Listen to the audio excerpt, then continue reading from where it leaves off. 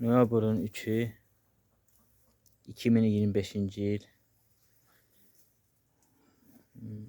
Ağaclar indi çiçək açıb. Lemon ağacıdır.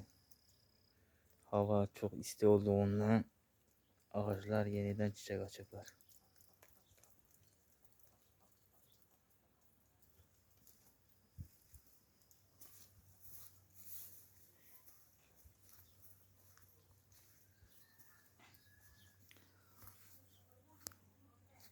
Astara rayonu, Astara Məndəlini, qəşəng Məndəlin. Şəhərlilər gəlin, götürün qəşəng pay.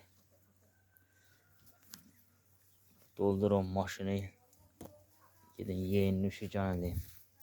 Maşallah bol məhsuldur. Bu da apelsin ağacıdır. Gördüğünüz kimi apelsinlər gətirib noyabrda.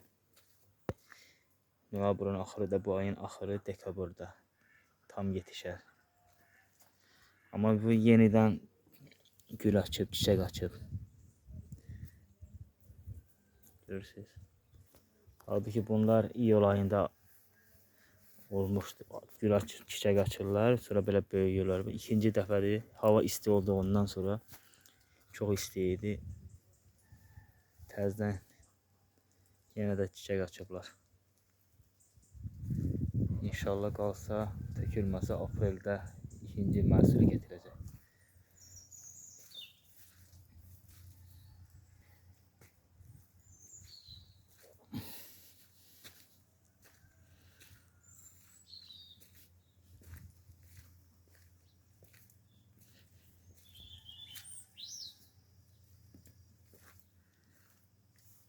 Gözəlliyə bax ay Allah.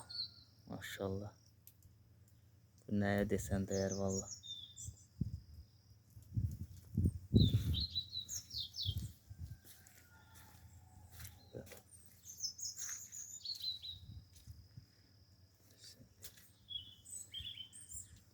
Maşallah.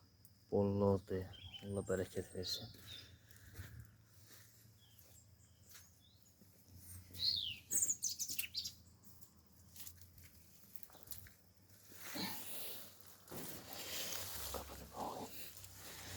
Ağaclar çiçək açıb.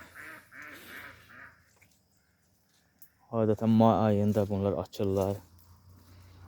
May ayında belə gözəl iyi verir. Bir bağa girəndə gözəl çiçək iyi gəlir.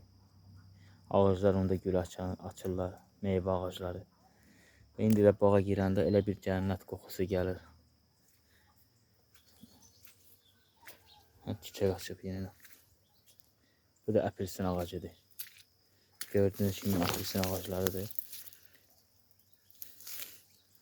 İkinci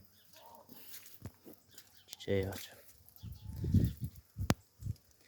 Tökülməsə qalsa, görürsünüz bu meyvədir.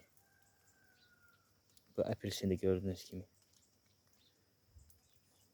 Tökülməsə əgər qalsa, aprel ayında belə olacaq. Belə meyvə gətirəcək.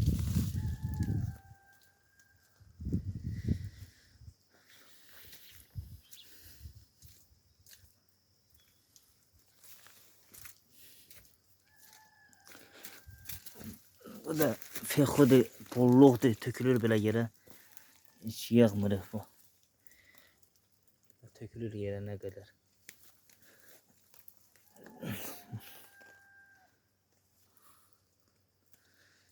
Yerə nə qədər tökülüb, qalır əldə. Yağmırıq, çürüyür, gedir.